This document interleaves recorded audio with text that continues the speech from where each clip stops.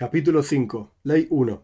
Así como el sabio es reconocible por su sabiduría y por sus rasgos de carácter, y está separado con esa sabiduría y sus rasgos de carácter del resto de las personas, de la misma manera tiene que ser reconocible en sus acciones, en su comida, en su bebida, en su intimidad, cuando hace sus necesidades en el baño, cuando habla, cuando anda, cuando se viste, cómo sopesa sus palabras y cómo hace negocios. Y todas las acciones, estas tienen que ser agradables y arregladas al máximo. ¿Cómo funciona? Un Talmid Jajam, un estudiante sabio, no tiene que ser un goloso. Gargaran significa una persona que come como un bestia, por así decir, sino que tiene que comer una comida adecuada para la sanidad, para estar sano en su cuerpo. Y no tiene que comer una comida que lo va a llenar la panza, como quien dice, hoy veis, comí más de lo que tenía que hacer. Y no tiene que perseguir llenar su panza como aquellos que llenan su panza con comida y con bebida hasta que, la traducción literal, explota su estómago. Y sobre ellos está escrito en traducción literal, Kabbalah, en la tradición, o sea, en los escritos de los profetas, y voy a esparcir excremento sobre sus rostros, el excremento de sus fiestas. Así dice el profeta Malachi en el segundo capítulo, el versículo 3. Y dijeron nuestros sabios: estas son las personas que comen y beben y hacen toda su vida como si fuesen fiestas. Y ellos dicen: come y bebe porque mañana moriremos. Así dice el profeta Ishaya en el capítulo 22, versículo 13. Y esta es la comida de los malvados. Y estas mesas son las que desprecia el versículo y dice, porque todas las mesas están llenas de vómito y excremento sin lugar. Que en realidad nuestros sabios en Pirkei Avos, en Ética de nuestros padres, dicen sin lugar. Mokoim significa Dios. Cuando se quita a Dios de un lugar, entonces la mesa de qué está llena, etc. Pero el sabio no come sino una comida o dos comidas y come todo lo que necesita para vivir y suficiente. Y esto es lo que dijo el rey Salomón: Tzadik Oigel, un justo, come para satisfacer su alma. 2. Cuando el sabio come un poco que le corresponde, no debe comerlo sino en su casa y sobre la mesa. No tiene que comer en el negocio, no tiene que comer en el mercado, sino que tiene que comer por una gran necesidad en esas situaciones de un negocio, en un mercado, sino solamente por una gran necesidad, para que no sea despreciable frente a las criaturas. Cabe destacar, en los comentarios se trae, en los comentarios al Rambam se trae, que en realidad el Talmud mismo dice que una persona que come en el mercado es como un perro. Los perros comen acá, comen allá, y vos comés en el mercado, sos como un perro. Entonces, ¿cuál es la novedad de que un Talmid Jajam, un gran sabio, no debe comer en el mercado? Ya está en el Talmud, sobre todas las personas. Y la respuesta es que sobre todas las personas se refiere en el Talmud una comida fija. No pueden comerla en el mercado. No corresponde que una persona se sienta a comer una comida en un lugar público. Pero si es una comida temporaria, comer algo, etc., esto se puede. Pero un Talmid Jajam, un sabio, ni siquiera esto puede. No es adecuado, excepto, como dice el Rambam, si hay una gran necesidad. Continuamos con la ley 2. Y no tiene que comer junto con los ignorantes. Y tampoco junto con aquellos cuyas mesas están llenas de, como dijimos en la ley anterior, vómito y excremento. Y no tiene que aumentar mucho en comidas en cualquier lugar, e incluso con sabios, que no puede pasar de una fiesta en fiesta, etc. Y tampoco tiene que comer comidas en donde hay muchísima gente juntada que no sabe ni siquiera con quién está sentado comiendo, compartiendo una comida. Y no es apropiado que un Talmid Jajam, un sabio, coma de otros, sino una comida de mitzvah. Es decir, que la comida misma es un precepto. Por ejemplo, una comida de un compromiso o un casamiento, y siempre y cuando sea un compromiso o un casamiento de un Talmid Jajam, un sabio, que se casó con la hija de un sabio. Y los justos y los piadosos anteriores de antaño no comían de ningún caso una comida que no era de ellos, que no les pertenecía. 3. Cuando un sabio bebe vino, no bebe sino para, por así decir, pasar la comida que está en sus intestinos. Y toda persona que se emborracha es un pecador y está despreciando y haciendo perder su propia sabiduría. Y si la persona se emborrachó frente a ignorantes, entonces está profanando el nombre de Dios, Hilul Hashem. Y está prohibido beber vino a las tardes, mediodía, tarde, incluso un poco, excepto si está ese vino dentro de las comidas, porque la bebida que está dentro, incluida dentro de la comida, no emborracha y solamente hay que cuidarse del vino que la persona bebe después de la comida. Si la gente se sentaba a beber vino después de la comida, se quedaba un rato largo bebiendo vino y obviamente terminaban borrachos. 4. A pesar de que la mujer de una persona está permitida para él siempre, es apropiado que un Talmid Jajam, un sabio, se conduzca a sí mismo con Kedushá, con santidad, y no esté junto a su esposa como un gallo. Esta es la traducción literal de lo que dice el Rambam. Sino solamente de la noche de Shabbat, o sea, el viernes a la noche, a viernes a la noche, una vez por semana, si es que tiene fuerza. Y cuando charla con ella, no debe charlar al comienzo de la noche, cuando está lleno, por así decir, satisfecho en su panza, con la panza llena, hasta la traducción literal, y tampoco al final de la noche, cuando tiene mucho hambre, sino en la mitad de la noche, cuando ya se digirió la comida que está en sus intestinos.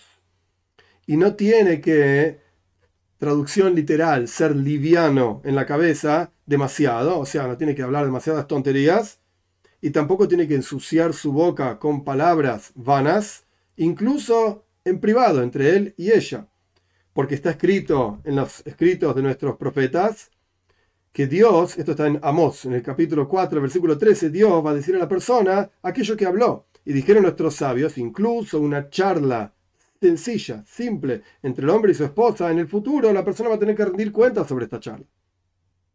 Y tampoco tienen que estar ninguno de los dos, ni hombre ni mujer, ni borrachos, ni cansados, por así decir, ni tristes, ninguno de ellos dos, y tampoco ninguno individualmente mientras el otro no está así.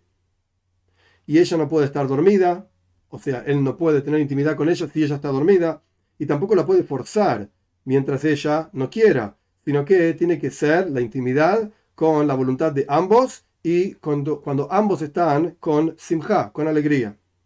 Tiene que hablar y reírse un poco con ella para que ella se asiente su comprensión, o sea, esté tranquila, y entonces tener intimidad con vergüenza y no con arrogancia, y tiene que separarse inmediatamente. Cabe hacer una nota muy pequeña entre paréntesis, no está en el texto de Rambam. Cada persona debe consultar con su autoridad halágica ortodoxa para saber cómo dirigirse en este tipo de cuestiones. Este es el texto de lo que dice Rambam y es lo adecuado, y está en el Shulchan Aruch también, en el Código de Ley Judía, respecto de un Talmid Jajam, de un sabio. Si una persona en particular debe comportarse así o no, debe consultarlo con su guía espiritual, etc. 5. Toda persona que se comporta de esta manera, no solamente que está santificando su alma y está purificándose a sí mismo y reparando su carácter, sino que va a tener hijos. Si va a tener hijos, van a ser hijos agradables y van a ser vergonzosos, adecuados para la sabiduría y la piedad. Y toda persona que tiene las costumbres de las demás personas que van en la oscuridad, entonces va a tener hijos como esas personas que van en la oscuridad.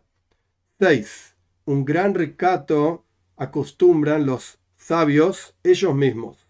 No se desprecian, o sea, no se muestran a sí mismos y no muestran su cabeza descubierta y tampoco su cuerpo descubierto.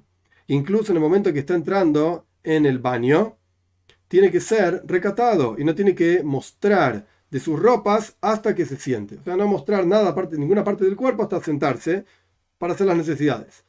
No debe limpiarse con la derecha. Acá el Rambam no lo menciona, pero tiene que ver que con la mano derecha la persona se pone los tefilín, entonces no debe limpiarse con la mano derecha. Paréntesis, antiguamente la gente se limpiaba literalmente con las manos o con piedras que preparaban especialmente para esto. Hay que ponerse en el contexto de la vida año 1100 o para atrás todavía, antes del 1100, porque esto está en el Talmud incluso, cómo funcionaba el día a día, que para nosotros en el mundo occidental, en el año 2000 y pico, es diferente. Cerramos paréntesis. La persona cuando va a hacer sus necesidades tiene que alejarse de todas las demás personas y tiene que entrar un cuarto dentro de otro cuarto, sea en forma privada, o una cueva dentro de otra cueva, y ahí puede hacer sus necesidades. Y si hizo sus necesidades detrás de un cerco, tiene que alejarse de manera tal que las personas alrededor no escuchen los ruidos que la persona produce cuando hace sus necesidades. Y si hizo sus necesidades en un valle, en cuyo caso no hay un cerco, tiene que alejarse de manera tal que su prójimo no vea su parte desnuda. Y no debe hablar cuando está haciendo sus necesidades, excepto si es por una gran necesidad y es importante que la persona diga algo, me falta algo, etc. Excepto esos casos, no debe hablar. Y así como la persona se comporta con recato durante el día en el baño, de la misma manera tiene que ser a la noche. Porque el recato no es solamente frente a las personas, de frente a Dios también. Esto no está en el texto del Rambam, es mi explicación humilde. Y uno siempre debe aprender a ir al baño a la mañana y a la noche solamente para no alejarse. De vuelta, paréntesis, no está en el Rambam, el contexto de la época, etcétera. Los baños estaban fuera de la casa y a veces hacía frío o era peligroso, etcétera. Entonces es mejor tener tiempos fijos en donde mucha gente van juntos de manera tal de que estén protegidos. 7. Un Talmid Jajam, un sabio, no debe gritar ni levantar la voz cuando está hablando, como los animales domésticos y salvajes.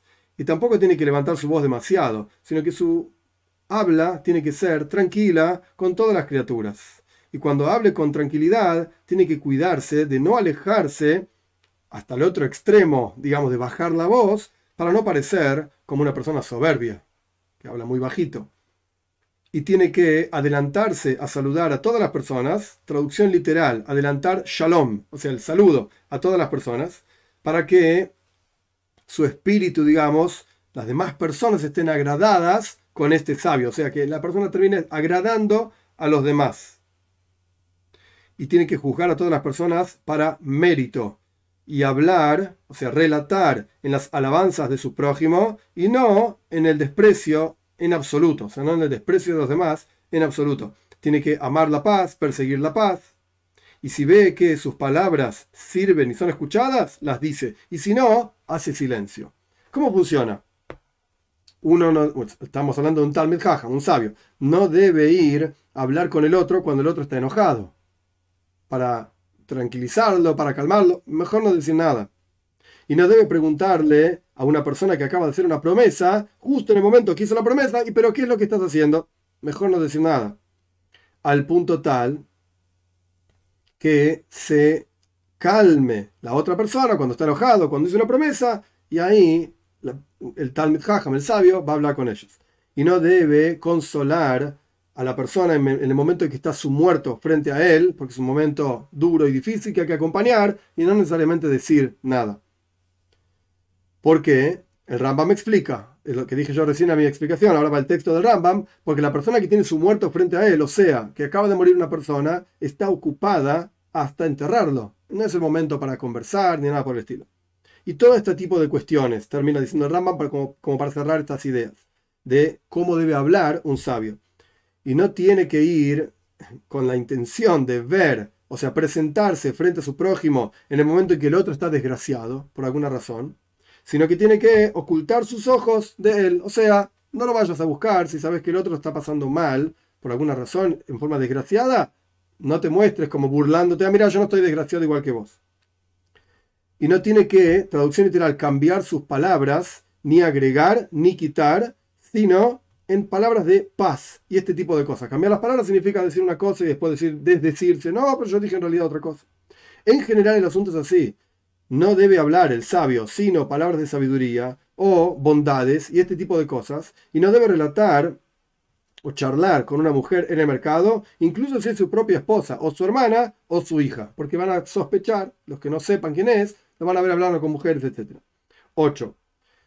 Un Talmid Jajam, un sabio, no debe ir con el cuello erguido, por así decir, mirando para arriba, con la garganta para arriba, revelada, como está escrito. El versículo este está en Ishaya, en el capítulo 3, el versículo 16. Ellas, las personas soberbias, las mujeres que eran soberbias en aquella época de Ishaya, estamos hablando hacia el final del primer templo, unos 200 años antes de la destrucción del primer templo, ellas andaban con las gargantas reveladas, como mirando para arriba, y se pintaban los ojos. Y tampoco debe ir caminando un Talmid Jajam, un sabio, con el talón al lado del dedo gordo del pie, o sea, con pasos chiquititos y muy lentamente, como las mujeres, de las cuales está hablando el versículo que mencionamos de Ishaya, y las personas soberbias, como está escrito justamente en ese mismo versículo. Andan como flotando y van con sus piernas envenenando. Lo que dicen los comentaristas, Rashi, etcétera, sobre ese versículo en Ishaya, que las mujeres iban por los mercados como pisando a los estudiantes, a los sabios, etcétera, como dándoles su veneno para hacer adulterios y ese tipo de relaciones prohibidas, etcétera. Pero el punto es que andaban por ahí con sus piernas, caminando despacito, mostrándose, como envenenando a las personas para terminar teniendo relaciones prohibidas, etcétera. Y tampoco debe correr en el dominio público como hacen los locos. Y no debe bajar su cabeza como aquellos que tienen jorobas, sino que, o sea, totalmente inclinado hacia abajo, sino que tiene que mirar hacia abajo como quien está parado rezando en la tefilá, en el rezo. Y tiene que andar en el mercado como una persona que está ocupado con sus asuntos. Y también de cómo una persona anda se puede reconocer si es sabio y si es inteligente o si es un tonto. De la misma manera dijo el rey Salomón con su sabiduría. También en el camino, en el andar, cuando el tonto anda, su corazón no está con él y le está diciendo a todo el mundo, soy un tonto. Esto le hace saber a todas las personas sobre sí mismo que él es un tonto, o sea, como la persona anda. 9.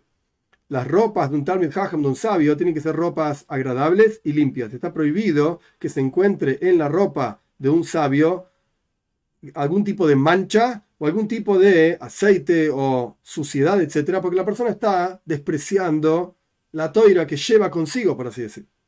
Eso no está en el texto de Rambam, es una explicación sobre la ley. Y no tiene que vestirse una ropa de los reyes, como por ejemplo las ropas de oro o las ropas púrpuras que todo el mundo está observándolos.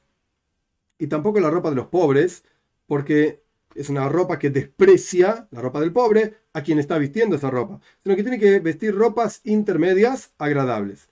Y tampoco tiene que verse su carne, su piel, por debajo de las ropas. Hay ropas que son muy livianas, muy transparentes.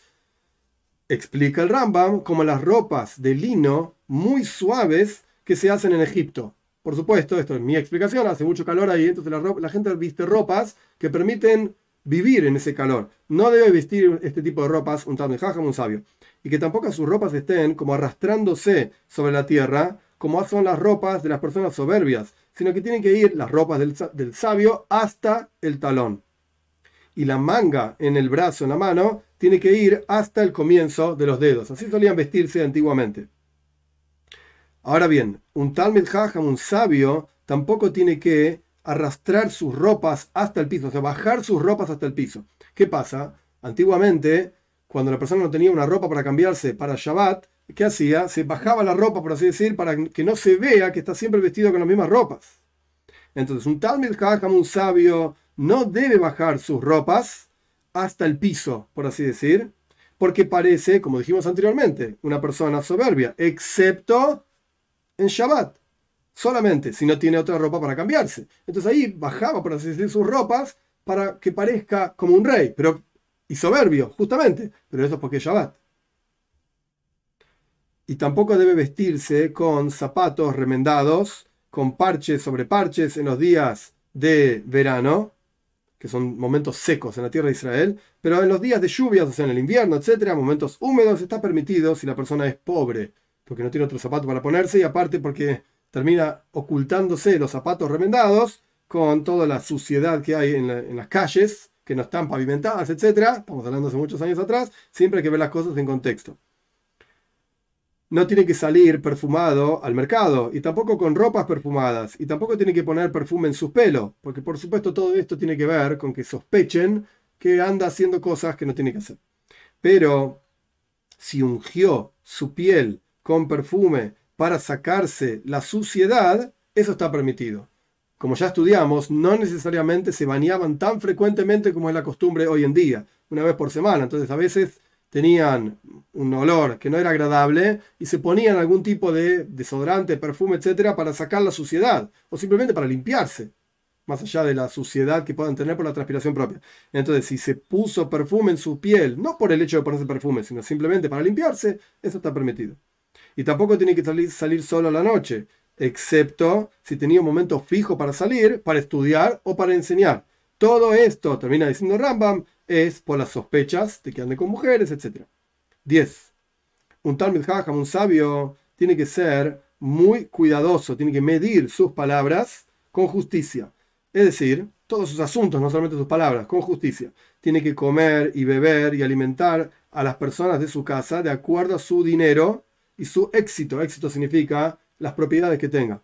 Y no tiene que molestarse a sí mismo demasiado. Molestarse significa entrar en grandes gastos para vivir una vida especial y como los reyes, etcétera. No corresponde, sino que tiene que sostener a su familia de acuerdo a su capacidad económica. Mandaron los sabios al respecto de Derech Eretz, lo normal que debería vivir una persona, la ética normal, etcétera, que la persona no coma carne excepto si tiene la capacidad económica para poder pagarlo, solamente de tanto en tanto. Como está escrito en la Toira misma, cuando quieras comer carne, o sea, cuando puedas comer carne. Así explica el Rambam. Y es suficiente para una persona sana comer carne de viernes en viernes, o sea, en Shabbos, en día Shabbat especial, de viernes en viernes a la noche come carne.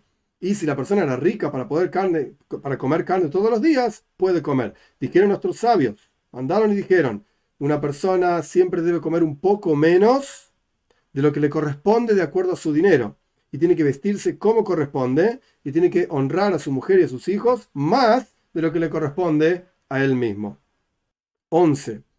La costumbre de las personas inteligentes es fijar cada uno un trabajo que lo sustente primero, y luego comprarse una casa, y luego casarse con una mujer. Como está escrito, está escrito respecto de las personas que salían a la guerra. Si habían hecho alguna de estas cosas que vamos a ver ahora, no salían a la guerra justamente. Pero el orden, ¿cuál es? ¿Y quién es la persona que plantó un viñedo y no lo redimió? Redimió significa que pasaban 3 años, que los primeros 3 años, los frutos de los primeros 3 años no se pueden consumir. El 4.º año los frutos hay que llevarlos a Jerusalén. Y recién el 5.º año se podían comer los frutos de ese viñedo. Entonces, por lo menos los frutos del 4.º año, si una persona no podía cargarlos hasta Jerusalén, los redimía. Hilul se llama. De esta manera, ¿quién es la persona que plantó un viñedo y no lo redimió? ¿Y quién es la persona que construyó una casa y no la inauguró? ¿Y quién es la persona que se comprometió con una mujer y todavía no se casó, no consumó el casamiento, el matrimonio? Entonces vemos claramente que primero está el viñedo, o sea, el trabajo, después está la persona que hizo la casa y después está la persona que se casó con una mujer. Pero los tontos empiezan casándose con una mujer y después, si tienen capacidad económica, se compran una casa y después, al fin y al cabo, al final de sus días, buscan un oficio o se sustentan de la tzedaká, de la caridad de los demás. Y así está escrito en las maldiciones también. Te vas a comprometer con una mujer, vas a construir una casa, vas a plantar un viñedo. Es decir, explica el Rambam, tus acciones cuando son al revés, entonces no vas a tener éxito en tus caminos. Y en las bendiciones está escrito, y fue David, el rey David, en todos sus caminos inteligente, y Dios estaba con él. 12. Está prohibido que la persona abandone o santifique todas sus propiedades y se vuelva una especie de peso para el resto de las personas. No tengo un peso, no tengo un centavo, todo el mundo me tiene que mantener a mí. No es la forma correcta de hacer las cosas. Y tampoco tiene que vender un campo y comprar una casa. Y tampoco vender una casa y comprar bienes muebles. O hacer algún negocio con el dinero que obtuvo por la venta de su casa. Sino que la persona es al revés. Tiene que vender los bienes muebles y comprar un campo. Y la cuestión en general es la siguiente. La persona tiene que poner su esfuerzo para ser exitoso con sus propiedades y cambiar aquello que se consume por aquello que se sostiene en el tiempo. Y no tiene que ser su intención solamente tener beneficio temporariamente ahora y tampoco vivir, digamos, una vida de pasarla bien, por así decir. Leisnois significa como estar agradable y al final perder mucho. 13. Los negocios de un Talmid Jajam, de un sabio, tienen que ser con verdad y con fidelidad. Sobre el no, dice no. Y sobre el sí, dice sí. Tiene que ser estricto consigo mismo en las cuentas y tiene que dar y ceder para otros cuando compre de ellos. Y no tiene que ser estricto con ellos, sino con sus propias cuentas, pero no con las cuentas del otro. Y tiene que dar, o sea, pagar el valor de lo que compró inmediatamente. Y no se hace, estas son 2 palabras que tienen varias explicaciones, por eso las digo en hebreo y después las traduzco de acuerdo a las diferentes explicaciones. Un Talmid Jajam, un sabio, no debe ser Oreb y tampoco tiene que ser Kablan. ¿Qué significa Arev y Kablan? Arev es en general el garante de un préstamo. Y Kablan, la primera explicación es que la persona recibe cosas para cuidarlas. De la palabra Kabbalah, recibir, aceptar. O sea, el Talmid Jajam no tiene que ocuparse de cuidar las cosas de todas las demás personas. Tiene que ocuparse de Torah, de estudiar Torah. Esta es la primera traducción sencilla. Ahora, la segunda traducción, un poco más profunda, de estas dos palabras, Arev y Kablan, son dos tipos de garante. Solo que son garantes que funcionan de diferente manera. En el primer caso, Arev es la persona que hay un préstamo entre fulano y mengano. Y este Talmid Jajam, este sabio, va a ser garante del prestatario. Entonces le dice al prestamista, prestale y yo voy a pagar. En ese caso, cuando dijo prestale y yo voy a pagar, estos arbus, o sea, garantía, el prestamista tiene que primero buscar al prestatario y recién después al garante. Eso es Arev. Kablan es diferente. Kablan es el que dice, dale, no prestale, dale, fulano o mengano, dale que yo voy a pagar. Esto lo que significa es que el prestamista tiene derecho a buscar primero al garante y después al prestatario. El Talmid Jajam no tiene que ser de ninguno de estos dos, ni Arev ni Kablan, sea cual fuera la explicación, y tampoco ser apoderado o mandatario para hacer algún tipo de negocio en aras de otra persona. Tiene que autoinculparse, por así decir, en todo lo que tiene que ver con negocios, donde la Torá no lo obliga, él tiene que obligarse a sí mismo. ¿Qué significa? Los comentaristas explican que los negocios en la práctica se hacen a través de un shtar, de un documento. Pero si es un negocio oral, la persona podría decir, no, esto nunca pasó, ¿tenés testigos? Yo nunca te lo dije. Me entiendo, pero podría pasar. Y la Torá no obliga, por así decir, a cumplir ese negocio. Por supuesto que hay alguien que está mintiendo, y la Torá dice, Midbar Sheker Tirhak, tenés que alejarte de la mentira. Y hay alguien que está haciendo algo que está mal frente a los ojos de la Torá. Pero en términos del negocio, la transacción propiamente dicha, ¿cuál es la prueba? No está la prueba. Entonces aquel que mintió se sale con la suya, por así decir. En el caso, y esto es lo que está justamente diciendo el Rambam, de acuerdo a los comentaristas del Rambam, en el caso de un Talmid Jajam, incluso si solamente dijo que iba a hacer un determinado negocio, el Talmid Jajam lo va a cumplir, a pesar de que no está obligado por la Torá. De manera tal que la persona se sostenga en sus palabras y no las cambie.